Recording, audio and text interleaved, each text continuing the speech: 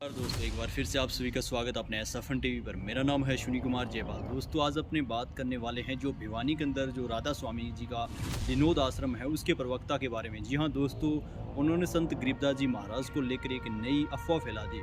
उन्होंने बताया कि संत गरीबदास जी महाराज की 2 पत्नियां थी और दोनों पत्नियां संत गरीबदास जी महाराज को छुडानी गांव के अंदर छोड़ के गंगा स्नान करने गए हुए थे। लेकिन दोस्तों वहां पे संत गरीबदास जी महाराज उन्हें मिले तो दोनों पत्नियां नाराज हुई। उसके बाद दोस्तों उन्होंने आगे की कहानी बताई कि दोनों पत्नियों ने संत गरीबदास जी महाराज को अपने जो वस्त्र थे, जो सामान था, उसकी रुखाली के लिए वहाँ छोड़ा। लेकिन दोस्तों संत गरीबदास जी महाराज भगवान की भक्ति में लीन रहे और उन्होंने वो कपड़ों की रुखाली नहीं कर पाए और वो चोरी करके वहाँ से ले गए उनके कपड़े। तो उसके बाद संत गरीबदास जी महाराज पर दोनों पत्नियाँ गुस्सा हुई। तो गरीबदास जी महाराज ने उसके बाद वहाँ से एक जो बांसुरी बेचने वाला था उनसे बांसुरी ली और बांसुरी ऐसी बजाई कि संत गरीबदास जी महाराज की वाणी पे वहाँ पे जो लोग थे वो मुग्ध हो गए। उन्होंने पैसे वहाँ पर दिए और पैसे लेकर वो दोनों पत्नियां घर पे आ गई। जी हाँ दोस्तों, ये कहानी जो विनोद आश्रम के जो राधा स्वामी आश्रम है उनके प्रवक्ता ने बताई। लेकिन साथियों आप सभी जानते हैं ये कहानी ऐसी नहीं थी। तो गरीबदास जी महाराज के एक पत्नी थी और जो कहानी बता रहे हैं वो उनकी माताजी की कहानी थी।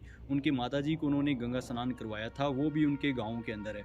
वहाँ गंगा स्नान करने उनकी माताजी नहीं गई थी। अधिक जानकारी के लिए आप संत रामपाल जी महाराज की सत्संग में वहाँ पर देख सकते हैं कि संत रामपाल जी ने पूरे प्रमाणों के साथ वो स्टोरी बताई है। और उसके बाद जब ये वीडियो वायरल हुआ तो विनोद आश्रम के जो राधा स्वामी आश्रम के उनके जो प्रवक्ता है उन्होंने अपने माफ़ीनामा भी दिया।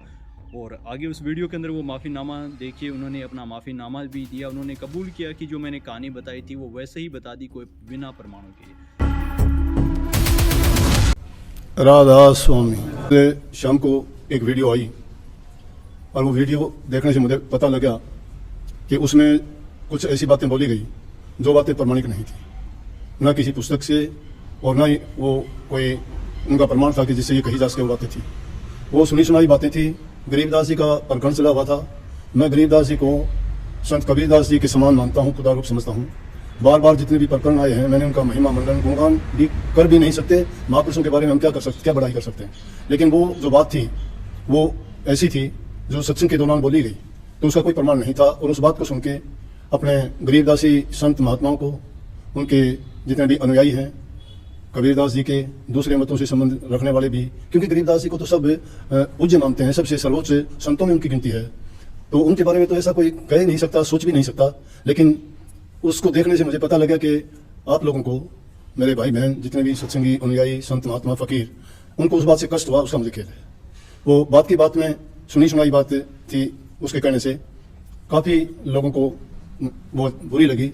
तो मेरी कोई ना तो ऐसी भावना थी कि मैं आपकी भावनाओं को ठेस पहुँचाऊँ, ना ही मेरा कोई ऐसा इरादा था कि मैं कुछ गलत बोलूँ।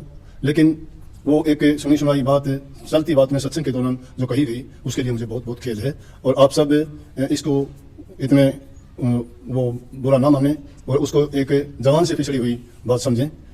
ऐसी कोई सोची समझी बातें नहीं कही गई थी। जानकारी के लिए आप संत रामपाल जी महाराज की सत्संग सुन सकते हैं।